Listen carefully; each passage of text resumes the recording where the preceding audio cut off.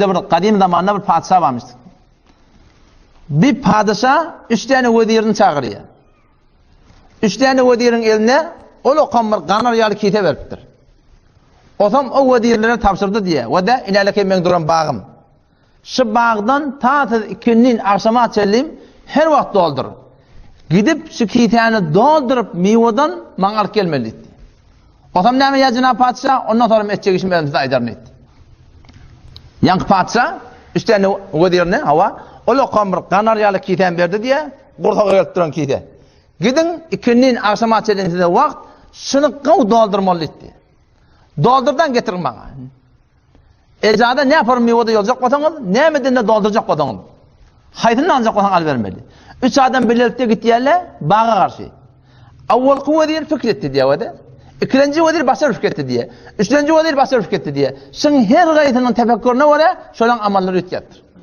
Avval vezir fikretti diye. Padişah, mındına ol bir de miva yoldurar. O miva Bunlar kargarlı yok ya, kadamalı ve haşamalı ve şöyle yok ya, gelip bir ömür bir godir, neçe il veri, gelip indi bir de bugün kunsen, miva yığmalı neymat diye, meğerde olsa şun bir hususi mimarlar olacak olmalı, bir de haşan godiri, bir de şundan şimdi yığdayıp aytiyam olması dedi. Şundan gitti diye bağa, kavdan yığıp, önce etereğine hoz aylat diye. Onun defereğine naz aylat diye. Muzalamalı'dan. Onun deferacığına portakal zaylat diye. Onun deferacığına alma zaylat diye. Yumuşaktan yumuşağını göğünde, katıdan katıran eteracığına o lokon sığır yatan da var, bu kümeyalık kopya diye sığır.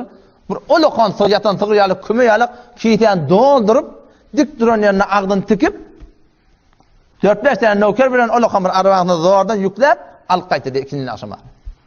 İkinci nefer nece fikretti diye. Padişah bir de miyo yok diye babır hareket duranak. Nemette olayan kamın ayşime girdi olsa ay yine burada büyüradım ne mi? Miyo ödüne göre kodayım işe bana bana yığdı diye bir de yığdıranak ay şun ne mi yoksan ödünkü diye amalı şun. Şun mebnasına göre ki tane kalimatlaştır dolduruştu da bana şurada bir kendi at ağdan ne boğdu diye. Bir kere efendim köme olan bir de araba olarak alıp geldi diye. Üçüncü nefer ne fikretti diye. Padişah böyle miyo bidin yığmamı neymiş be.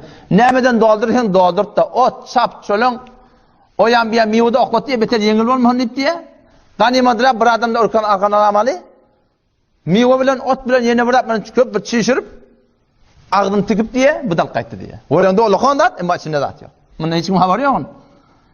Gel padişah geldi diye. İkinin akşam ara bollu hava çağırdı diyen 3 neferi. Destur verdi diye. Ne mi? Şu 3 neferi bililikte cüda. Şu vaktin oynadığını anoklandı etti. Yöne dedi her gaytın kiyfetinle öldürülen oyun dedi. Ne çoğutlarından bulmuş? 3 aydan bulmuş dedi.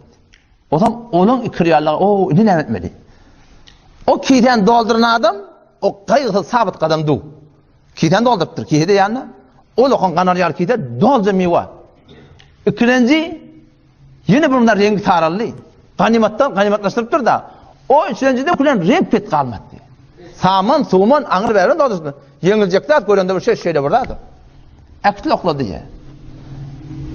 O çot çonundan dolduran adam bir ayda devam etmedi. Ganimatlaştırdı, günü burada çıkayıp, tökündür, yok kalktı zaten. İkinci nefer, 45 gün 50 gün devam etti diye. O da yok kaldı diye. Üçüncü nefer, 3 aydan sonra açanlarına şaha deşen gül inerlekim, 50 nemal otuydu. Bu bir kısa Müslüman doğan, menetin şu dünyada her kim öyle kiyfetini dolduruyor. Men hakikatte sizin şeyim öyle mi?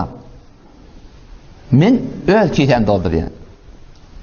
Sizin ki geliptirsiniz, Müslüman doğanım, sizin öyle kiyfetini dolduruyorsunuz. Her kim amal ettiye, ödünün şeyim ettiye. Halka minneti yok mu? O da Kur'an-ı nece tabir ettiye? Muhtelif ayatla bir zihnime gitti.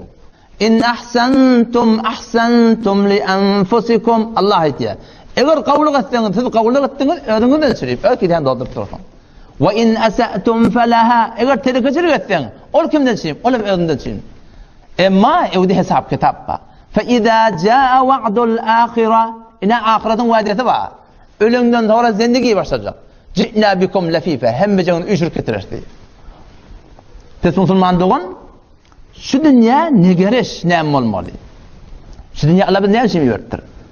Maksat näme şu dünyada? İnäle kim gaýtmaly?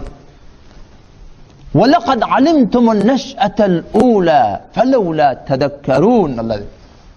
Wa laqad alimtumun nash'atal ula. Wa bidun şek qat'an bilýäňiz ki nämeden döräniňiz diýe. Awada nämeden döredin sen diýe? Alimtumun nash'atal ula. Awada birdamda tudan döremedin sen diýe. Afala tadakkarun? Anlamaýan sen öwlet diýiljeňi diýe.